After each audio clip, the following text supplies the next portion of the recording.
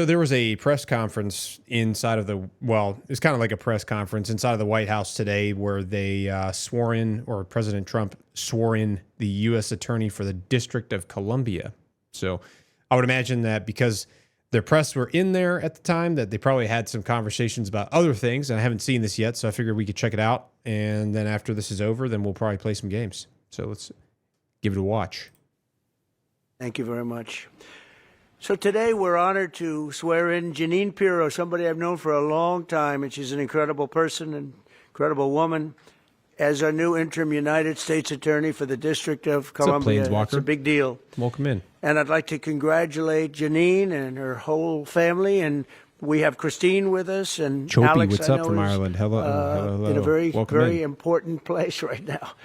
And the two children, but they're not children anymore. Let's go, dude. I've heard that Appreciate Christine, you, brother. you're doing unbelievably Thanks for coming well in. and very successful at a great law firm. So it's great to have you with us. Thank you very much. Over 5 decades, Janine Pirro, known by millions as Judge Janine, has devoted her life to the pursuit of justice, the defense of freedom, and the fair, equal, and impartial rule of law. And that's what she's about. She was a great DA. I remember very well. She was as good as anybody I've seen. She began a career in 1975 as an assistant district attorney in Westchester County, New York, where she prosecuted violent Garn, I appreciate the donation to Hunter 7, man. Thank you. Appreciate that. crimes, and that was a serious prosecution. And she went after real criminals, not fake criminals like we seem to do today nowadays. People that shouldn't be prosecuted, Appreciate you, including rape, murder. Thanks for and the was support. a tireless warrior on behalf of the most vulnerable people in our society. In that role, Janine helped create one of our country's first domestic violence bureaus. I think it was the first, Janine. And as its chief, she revolutionized victim protection and bold, innovative policies like very few people even thought of. She used to In be on 1990, Fox News, I Janine believe. became the first female judge in Westchester County history. And She's had a following long the year, and by the career, way, yeah. very distinguished, had an unbelievable, distinguished Had a real career. long career. And in the following years, she presided over numerous complex criminal cases. The reason they were complex is that other judges were not able to understand them. They were called the complex cases. My sister had them too. They always used to give her the complex cases because other people didn't understand them. She's standing, including high stakes felony. So this lady right here, in case you're not aware, is the Attorney General of the United States, Pamela Bondi. So she's there too. Narcotics trials. Her outstanding judicial record earned her the honor of being named the #1 judge in 1990 by the Independent Fund for Modern Courts. That's nationwide. Outstanding judge. The following year, Judge Janine was elected Westchester County District Attorney, became the top prosecutor for a jurisdiction that included some of the largest suburbs in New York City, including Yonkers and White Plains. It's a big deal. As district attorney, Janine tackled high-profile violent crime cases and established one of the nation's most successful cybercrime units to combat online child abuse. She was way ahead of a lot of people. They still aren't there, if you get right down. I mean, from what I hear, they're still not there in many cases back there where we come from. In addition to her stellar legal career, Janine also excelled in news media as you know, and she's become one of the most beloved political figures through her time on television because she's been very, very successful at a thing called television. She got out of what she was doing, and frankly, she does them both great, but she's really, to me, she'll always be known as a great lawyer and a great prosecutor, which is what she's doing now. So I don't know a whole lot about her, but obviously she's made... So Janine Pirro, I have no doubt, will be an exceptional U.S. Attorney for the District of Columbia, one of the truly most important positions in our country, of any position. What's up, Lion? Where she will restore public safety in our nation's capital, break up vicious street gangs and criminal networks, and ensure equal justice under the law. You'll see very, very big improvements in the D.C. area that I can promise you. So I want to congratulate Janine. I want to congratulate you and Christine and your whole family on this undertaking. And as you know, Pam Bondi is doing an unbelievable job as our real leader in the fight against crime. And Pam, she's had her hands full, that's and for Pam sure. said, I'll have to find time for Janine. She doesn't have time to do this, but for Janine, she did, and she's going to be doing the swearing in. So, Pam, thank you very much for the great job you're doing and for swearing in our friend, Justice Janine. Good. Thank you. Come on up.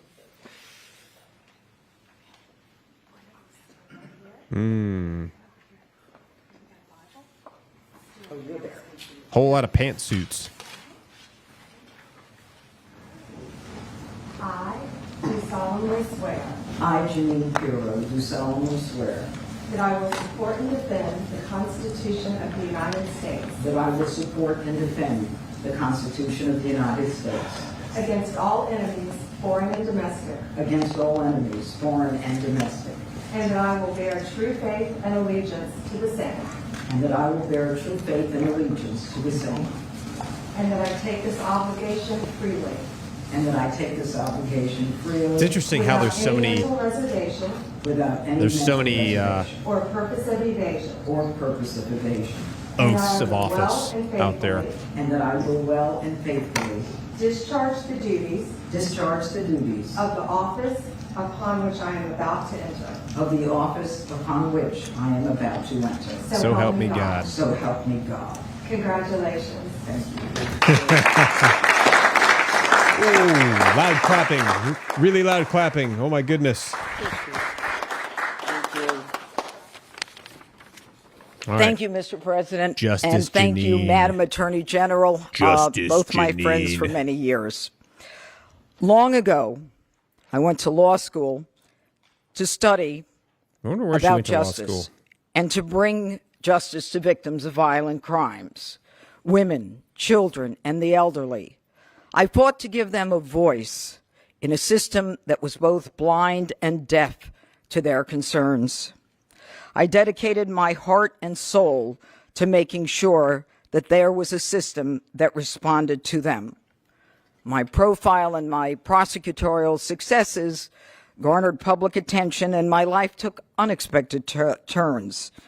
Through all of this, President Trump, you have remained as steadfast as one of my earliest supporters. I just got to say this, like, I got a respect for anybody that wants to do this career field because I do not have any interest in being involved in law or being a lawyer. I don't want to be involved in any of that stuff. I want to stay far away from courts, want to stay far away from any of that stuff. So I got respect for people that do want to do it because it's a hard gig. It's a lot to learn, especially like learning all the nuances between all the different legal terms and like all the different laws and all that stuff, man. That's like so much to memorize. Like you got to really be passionate about it, I feel like, to be good at it, And champions.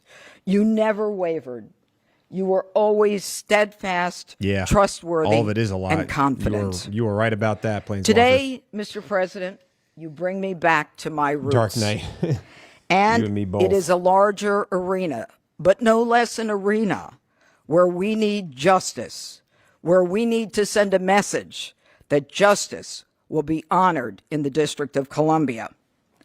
And just last week, here in our nation's capital, two people on the brink of beginning their life had hopes and dreams that were never realized. Oh, she's talking because a cold-blooded murderer made a decision to shoot them down on the streets on a cold, rainy night in our nation's capital. Yeah. This will not go without just accounting. So she's talking about the two staffers that worked at the Israeli embassy that were shot and lost their lives outside of out there in D.C. the other day. My voice should be heard loud and clear. No more tolerance of hatred. No more mercy for criminals. Violence will be addressed directly with the appropriate punishment. And this city will again become a shining city on a hill in an America that President Trump has promised to make great again and will make safe again. Mr. President, America thanks you, and I thank you. Justice Janine. Any questions for Janine? Any questions? Oh boy, the press. Questions for Janine. You Let's just hear. want to talk to him. I get it. They always want to ask. The press loves asking him questions. It's going to be fantastic. Thank you very much. Thank They you really- all. Thank There's you. no question because there's no doubt. We have no doubt you're going to be fantastic. Thank you, Mr. I President. wonder what they're going to say. Mr. President, On Yeah, Russia. please. Mr. President. On Russia, Mr. President. Please. Here we go. Do you believe the Russians are being disrespectful when they say that your criticisms of Putin are simply an emotional response? And do you still believe that Putin actually wants to end the war? I can't tell you that, but I'll let you know in about 2 weeks. Within 2 weeks, we're going to find out very soon. We're going to find out whether or not he's tapping us along or not. And if he is, we'll respond a little bit differently. But it'll take about a week and a half, 2 weeks. We have Mr. Witkoff is here, who's doing a phenomenal job, is dealing with them very strongly right now. They seem to Yeah. want to do something. What about but, the jet? Yeah, it's until the coming. document is signed, I Yeah, can't don't worry. tell you. Don't worry. Somebody in here is going to ask him about the Air Force One thing. I'm sure at some point. Nobody can. I can say this. I can say this that I'm very disappointed at what happened a couple of nights now, where people were killed in the middle of what you would call a negotiation. I'm very disappointed by that. Yeah. So he's been. I'm sure he's been frustrated, and everybody that's been trying to work this peace out and this like ceasefire agreement out has probably been frustrated because like no matter what happens, like both sides are still attacking each other. Obviously, like Russia will do a strike, and then Ukraine will do a strike, and they're trying everything they can to bring the two parties together to try to negotiate some sort of a ceasefire. But it's like it's really hard because Russia will what he's referring to specifically is like the Russian strikes on like Kiev and other places that have been like getting hit by, the short range ballistic missiles, drone strikes, all kinds of stuff like that. And so it's, the whole thing is just really a big mess right now, as far as like trying to get some sort of peace agreement brokered. And, obviously it's a complicated situation. There is a lot of deep-seated animosity from the Ukrainians towards the Russians after the invasion, and for good reason. There's been an immense amount of loss of life, and then obviously like the Russians are continuing their aggressive maneuvers to continue their war, and they haven't really. It doesn't seem like they've been really doing a lot to try to stop the war. And so, it just continues to perpetuate the thing, unfortunately. And I know they're trying to broker peace, but it's a uphill battle. That is for sure. But it's complicated. It's complicated dealing with other world leaders. I wouldn't know the first thing about it. I've never been involved in that type of thing before. Very, very disappointed. Yeah, please. Charles Norris, welcome in, man. First time chat. We do live in a world that can be wicked from time to time. Do you have any frustration with his handling of the situation of the war? No, we're dealing with the whole situation in Gaza. We're getting food to the people of Gaza. It's been a very nasty situation, very nasty fight. Oh, yeah. October 7th was a very nasty day, the worst that I think I've ever seen. It was a horrible day, and people aren't going to forget that either. So we'll see how that all works out. And Steve, would you want to say a couple of words about Gaza, because you just have some information? Steve Witkoff, do you want to come up for a second? All right, Steve Witkoff is who he's bringing up right now. So Steve Witkoff was appointed as the special envoy to the Middle East, and he is basically kind of leading the charge on everything that's happening out there as far as like the U.S. involvement in Gaza and other places in the Middle East. So he probably has spent a significant amount of time going back and forth trying to figure stuff out, You might give them a little bit of information as to what's happening with Gaza Appreciate and you, also Charles. Israel. We're having some very good Thanks, talks man. with Iran. We'll find out whether that means anything, but we're having good talks. All right, let's see what Steve has to say. Well, hi everybody. I think that we are on the precipice of sending out a new term sheet that hopefully will be delivered later on today. The president is going to review it, and I have some very good feelings term about sheet. getting to a long-term resolution, temporary ceasefire, and a long-term resolution, a peaceful resolution of that conflict. Going to counseling because the whole thing on Gaza is really breaking your heart. Yeah, it is a very complicated situation. What will be the consequences Very. for Russia if Russia continues to Well, I'm attack? not going to tell you exactly, but the words speak pretty loud. We're not happy about that situation. I think we're doing very well with Iran. I think we're doing very well with Gaza, but we are doing very well with Iran, and I think we're going to see something very sensible, because there Yeah. are only two outcomes. You know what the two outcomes is: a smart outcome and there's a violent outcome, and I don't think anybody wants to see the second.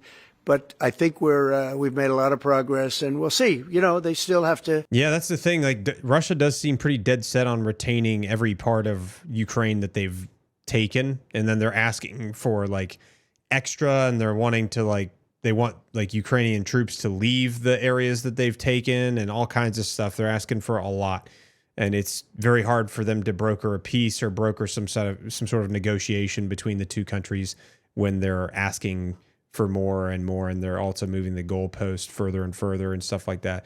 Obviously, the situation with Israel and Gaza has been like going back and forth between a ceasefire, and then there's not a ceasefire, and then there's a ceasefire, and there's not a ceasefire. So it's just like that's just super complicated as well. Agree to the final stages of a document, but I think you could be very well surprised what happens there, and it'd be a great thing for them. It could have a great country into the future. Yeah. Mr. President, Elon Musk in a television interview criticized the one big, beautiful bill, saying he was disappointed it didn't cut enough, essentially, that it undercut the DOGE efforts. What's your reaction to that? Well, the reaction's a lot of things. Number one, we have to get a lot of votes. We can't be cutting. We need to get a lot of support, and we have a lot of support. We had to get it through the House. The House was. We have no Democrats. You know, if it's up to the Democrats, they'll take the 65% increase. You know, if that doesn't get approved, this country is going to have a 65% increase in taxes and lots of other problems, big problems, almost bigger than that. 65%. But we'll have a 65% increase as opposed to the largest tax cut in the history of our country.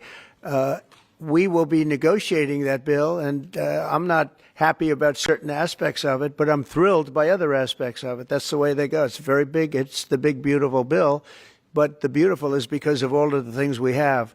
The biggest thing being, I would say, the level of tax cutting that we're going to be doing. We're going to make people really be able to. We'll have the lowest tax rate we've ever had in the history of our country, and tremendous amounts of benefit are going to the middle-income people of our country, low and middle-income people of our country. So we're going to see what happens, because the Senate, as you know, is negotiating with us, and they have to then go back to the House, and, you know, it's got a way to go. But I have to say, Speaker Johnson and Thune have done an incredible job. John Thune has done a fantastic job, and they're working together with me and others. And I think we have an amazing, if we pull this off, remember, we have 0 Democrat votes because they're bad people. There's something wrong with them. You know, they'll let people pour into our country. Single biggest problem is we had 21 million people pour into our country, probably higher than that.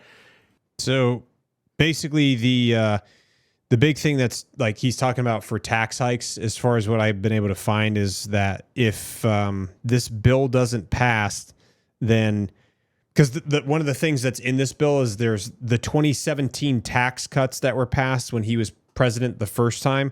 They're set to expire, and I don't know when they're set to expire. Let's see, what does this say?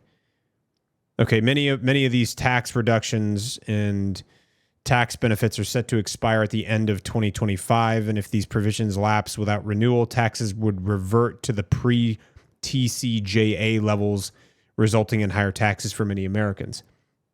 Let's see.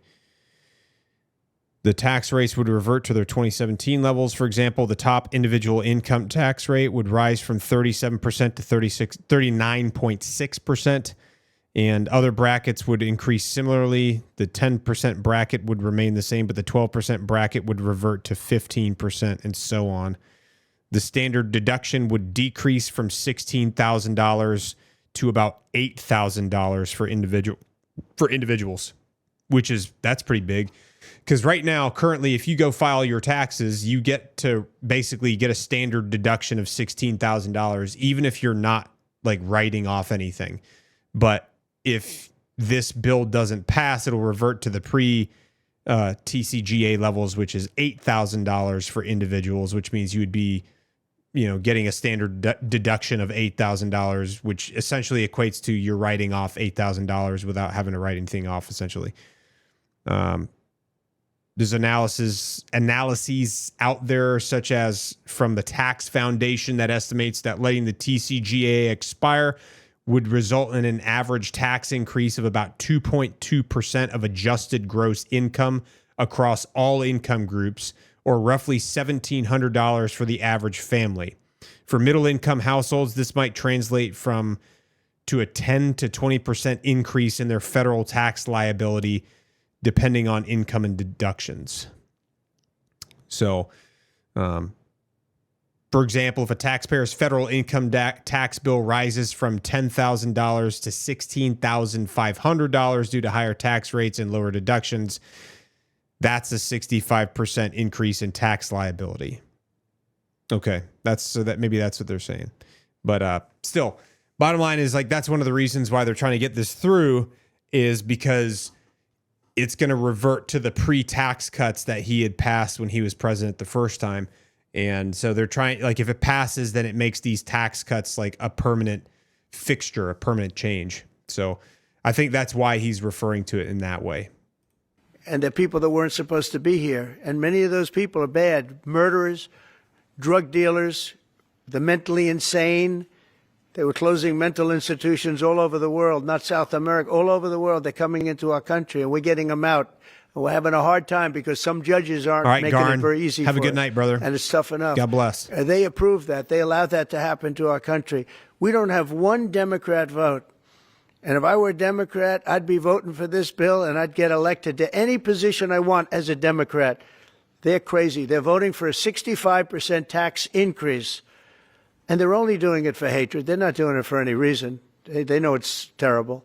Terrible politics, in my opinion. But so we have no Democrat votes. That means we have. See, the hard part about these types of things is that these bills are like this type of bill. I think the Big Beautiful Bill is over 1,000 pages long. And because of that, that means that there is a lot of stuff in there. A lot of people refer to bills like that as an omnibus bill, meaning that there is a crap ton of things inside of it. And if there's a bunch of stuff that the Democrats don't like inside of the bill, even if there's some stuff that they do like, they're going to probably not vote for it. Same thing happens when the Democrats propose a bill. If there's a bunch of stuff that's in the bill that the Republicans don't like, they're not going to vote for it, and so on and so forth. And so they're basically, like, both sides are weighing out the pros and cons of passing this thing, because, like, nobody's going to get everything that they want, but everybody's going to get a little bit of what they want, kind of. And so it's like that's the hard part, is trying to get everyone to agree on something. We have to get almost all Republican votes.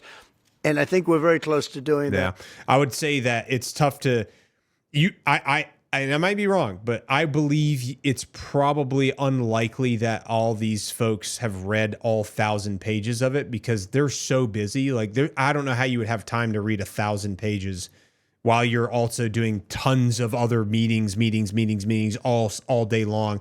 So I feel like their staffers probably read it, and then they kind of like tell them the meat and potatoes, sort of. Though I may be wrong. I don't know for sure. It just doesn't seem feasible to have time to read 1,000-page bill when you're, working 20, like, round the clock every day, And I think it'll be very successful. Yeah, please. Mr. President, Wall Street analysts have coined a new term called the taco trade. They're saying Trump always chickens out on your tariff threats, and that's why markets are higher this week. What's your response to that? I kick out? Chicken out. Oh, isn't that nice? Chicken out. I've never heard that. You mean because I reduced China from 145% that I set down to 100 and then down to another number? And I said you have to open up your whole country. And because I I gave the European Union a 50% tax. Yeah, I mean, you're right. You got to read the bills. You know, you really need to, or maybe they need to reduce the size or try to pass bills that are smaller. You know, because the problem is like Lyon's saying, is small things can change your entire life. Small like paragraphs within a bill like that could impact the entirety of your life. Tariff, and they called up and they said, please, let's meet right now. Please, let's meet right now. And I said, okay, I'll give you till Janine. I actually asked them, I said, what's the date? Because they weren't willing to meet. And after I did what I did, they said, we'll meet anytime you want. And we have an end date of July 9th. You call that chickening out? Because we have $14 trillion now invested, committed to investing when Biden didn't have practically anything. This country was dying. You know, we have the hottest country anywhere in the world. I went to Saudi Arabia. The king told me, he said, we have the hottest country in the world right now. 6 months ago, this country was stone cold dead. We had a dead country. We had a country people didn't think it was going to survive, and you ask a nasty question like that. It's called negotiation. You set a number. And if you go down, if I set a number at a ridiculous high number and I go down a little bit, they want me to hold that number, 145% tariff. Even I said, man, that really got up. You know how it Armin, got? what's Because up, of fentanyl and many other things, and you added it up. I said, where are we now? We're at 145%. I said, whoa, that's high. Whoa. That's high. They were doing no business whatsoever, and they were having a lot of problems. We were very nice to China. I don't know if they're going to be nice to us, but we were very nice to China. And in many ways, I think we really helped China tremendously because, they were having great difficulty because we were basically going cold turkey with China. We were doing no business because of the tariff, because it was so high. But I knew that. Yeah, I think peace is the way. But don't ever say what you said. That's a nasty question. Go ahead. To me, that's the nastiest question. Wait a minute. Wait. Go ahead, please.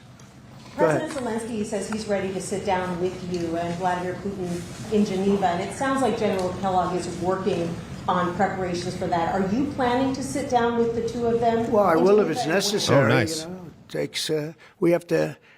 I think I'm at this Takes point. two to tango. I wish it would have been that way a couple of months ago, but at this point, we're working on President Putin, and we'll see where we are.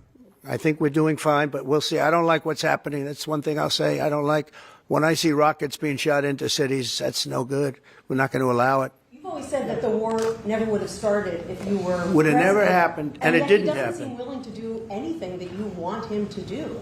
Do you still believe that he wouldn't have launched the war? No. We would have never had a war. We would have never had a war. If I were president, if the election weren't rigged, you wouldn't have had the war. You wouldn't have had the war. You wouldn't have had inflation. You wouldn't have had October 7th. That would have never happened because Iran was stone cold broke. They didn't have any money to give to Hamas or Hezbollah. You wouldn't have had that Afghanistan most embarrassing moment in the history of our country. You wouldn't have had any of it. You wouldn't have had inflation because energy costs. Look what happened. I brought inflation down to practically zero. And all of the groceries and all of the eggs and all of the things that you've been hearing about, they're back down. They're way down from where they were. I did something in 4 months that nobody's seen. And I have to say, in 4 months, and I said it before, and everyone's talking about it all over the world, we've got the hottest country anywhere in the world, right? As far as tariffs, I don't know how, I don't really know enough about economics to understand how tariffs work or if they don't work. I just know that tariffs are essentially tax on imported goods from another country. If a country wants to import goods to the United States, well, if there's a tariff on goods from them, then they're having to pay extra tax in order to import those goods in the United States. That impacts them financially or economically. So at least that's how I understand it. But I don't know. Yeah, I mean, I guess it's been used as a negotiation tool based on what I've been seeing, or at least I think that was the intent. Right now, we're the only country anybody's even talking about. All right, please go ahead. What stopped you from imposing new sanctions on Russia? Only the fact tax that gets passed down to the I think customer? I'm close to getting a deal. I don't want to screw it up by doing that. Let me tell you, I'm a lot tougher than the people you're talking about, but you have to know when to use that. I've heard people say that too, I though. think it's going to hurt a deal, This isn't my war. This is Biden's war, Zelensky's war, and Putin's war. This isn't Trump's war. I'm only here for one thing, to see if I can end it, to save 5,000 lives a week and a lot of money, the money being much less important, because I made that money. I went to Saudi Arabia, Qatar, and UAE, and we brought back $5.1 trillion. So I made that money in about 2 hours, the money that we're talking about, but it's still think of it, $300 billion we've spent with no checks, no balances. They just send cash. You can imagine what's happened to that money. I never saw anything like it in my life, but I'm more interested because I picked up $5.1 trillion and, by the way, got a beautiful, big, magnificent, free airplane for the United States Air Force, okay? Very proud of that, too. They tried to say, oh, it's Trump's airplane. Oh, yeah, sure. It's too big. It's frankly, it's too big, much too big. It's too big. That would be the Air Force One. Well, it's here already. Yeah. It's in the country. It's being refitted for military standard. How much will it cost to refit it? Oh, I don't know. Whatever it is, a hell of a lot less than building a new one. We're waiting too long from Boeing. Boeing has got to get its act together. Yeah. Sir, on Elon's deal, this arrangement that was just announced in the golden share, is that an arrangement you would consider for TikTok as well? Nothing to do with TikTok. Totally different kind of a deal. We'll have to get, to do it properly, we'll probably have to get China's approval. China's never easy. China's never easy. But I think we'll be able to save TikTok. I'd like to save TikTok. I mean, TikTok was very good to me. I won the young people by 37%. No Republicans ever won, and I won by 37%. Yeah, he's been pretty supportive of TikTok in general, based on like his platform was on TikTok. Like they had President Donald Trump on TikTok, and like he had staffers posting to it on a regular basis, and that definitely for sure like helped him reach a lot of younger folks, because a lot of the younger generations happen to be on TikTok a lot of the time. And Charlie Kirk will tell you TikTok helped, but Charlie Kirk helped also. Oh, he just happens to be here. Look at him. He loves that we mentioned that name, right, Charlie? He's done great, and I appreciate all the help. But with young people, we won by 37%, Charlie, and you helped. But TikTok was amazing, and he was the first one. He said, get on TikTok. So I have a little bit of a warm spot. I know I shouldn't. They'll say quid pro quo, put him in jail for the rest of his life, quid pro quo. No, TikTok was very good to me. I won young people. I don't know if it was because of TikTok, but it was something happened. No Republican has ever won they call them young people. Young people, you can define it a lot of different ways, but I won every age group in young people. And it never happened, and won by 37%. That's a lot. Yeah. President, back on Iran, did you warn Prime Minister Netanyahu against taking some sort of actions that could disrupt the talks there in a phone call last week? Well, I'd like to be honest. Yes, I did.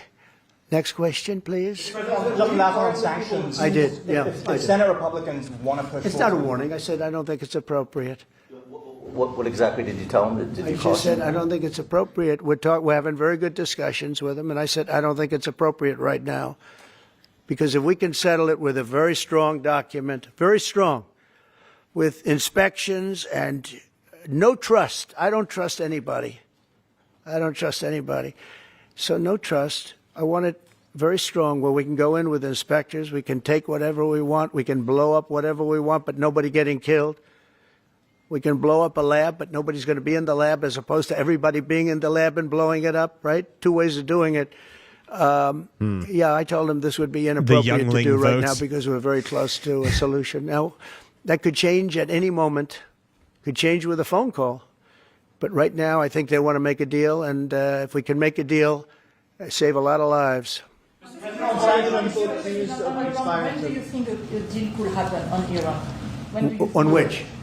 A deal with Iran could happen. When do you I don't know. I think over the next couple of weeks, if it happens. Yeah. And on the when could the administration resume the interviews for foreign students visa? When do you think your administration could resume these interviews?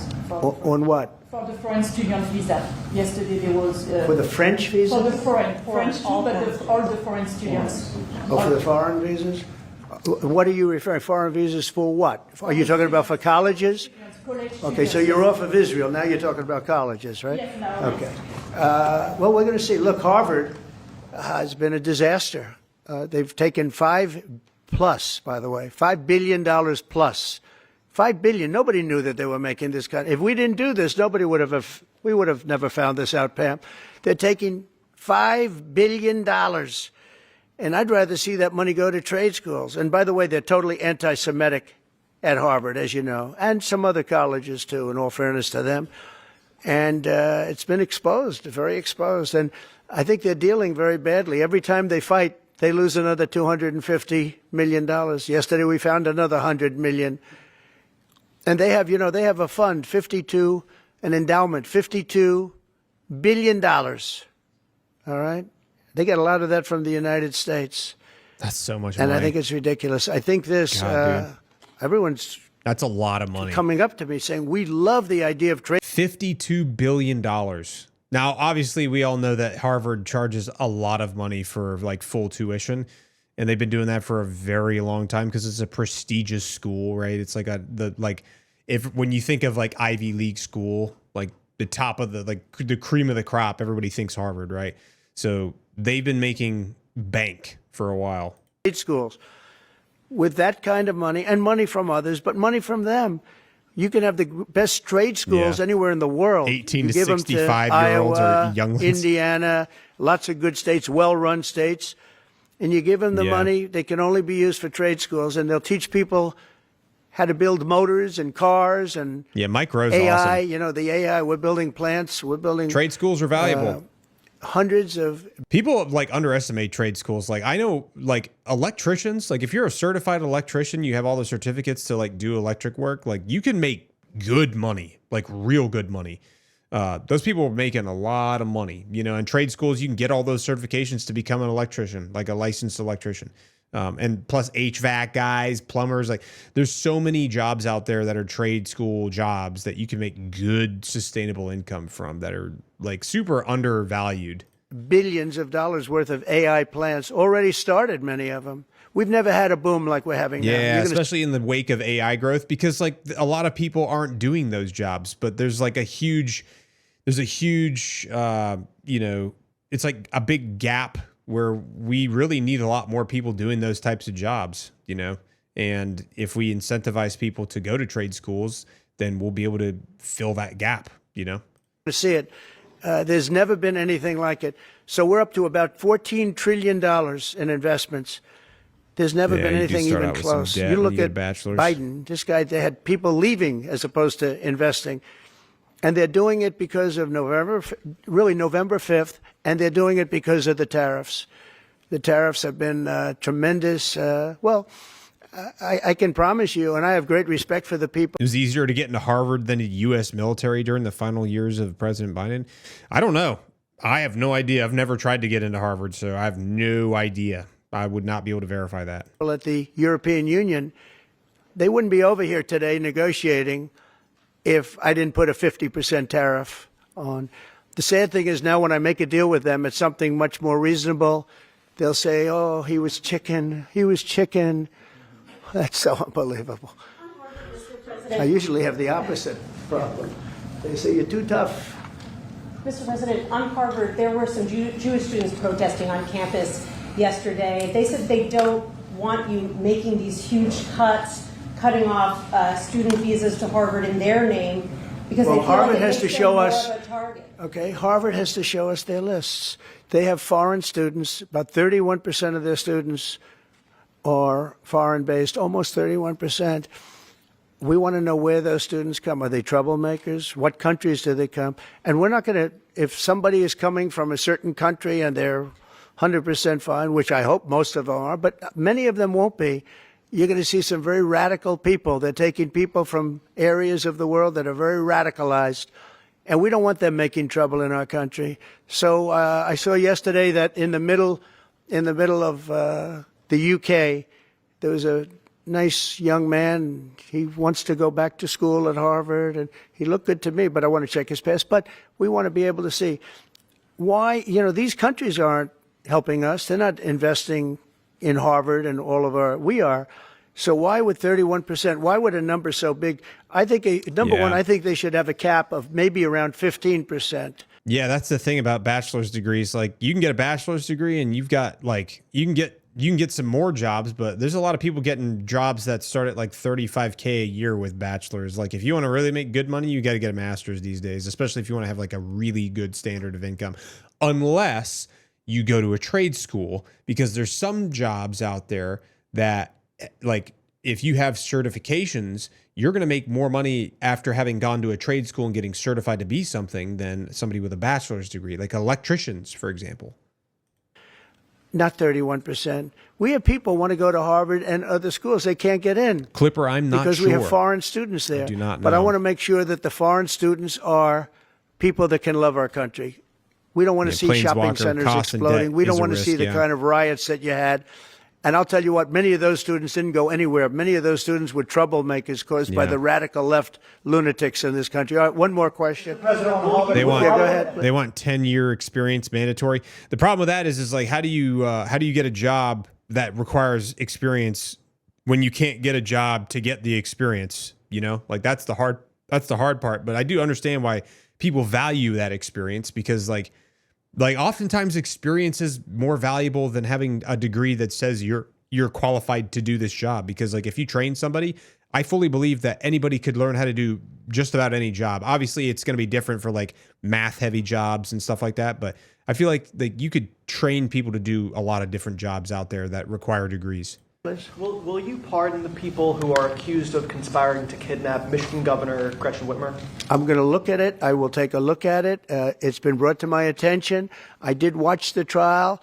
It looked to me like somewhat of a railroad job. I'll be honest with you. It looked to me like some people said some stupid things. You know, they were drinking, and I think they said stupid things.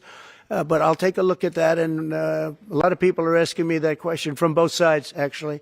A lot of people think they got railroaded. A lot of people think they got railroaded, and probably some people don't. One more.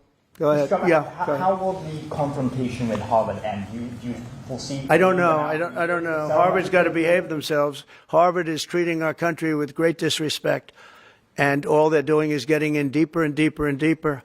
They've got to behave themselves. You know, I'm looking out for the country and for Harvard. I want Harvard to do well. I want Harvard to be great. Again, probably, because how could it be great? How could it be great when you have Harvard announced 2 weeks ago that they are going to teach remedial mathematics? Remedial, meaning they're going to teach low-grade mathematics, like 2 + 2 is 4. How did these people get into Harvard if they can't do basic mathematics? How did they do it? I mean, people with 1,600 in their boards don't get in, and they're letting people in, and they're bragging about how they're teaching them basic mathematics. Where did these people come from? So we have to look at the list, and Harvard has to understand the last thing I want to do is hurt them. They're hurting themselves. They're fighting. You know, Columbia has been they were very, very bad what they've done. They're very anti-Semitic and lots of other things. Yeah, Columbia's had a lot of issues too. But they're working with us on finding a solution. And, you know, they're taking off that hot seat. But Harvard wants to fight. They want to show how smart they are, and they're getting their ass kicked. Thank you very much, everybody. Pulls no punches. They're getting their ass kicked. Jesus, dude. Well, I don't know. We'll have to see how that turns out, I guess.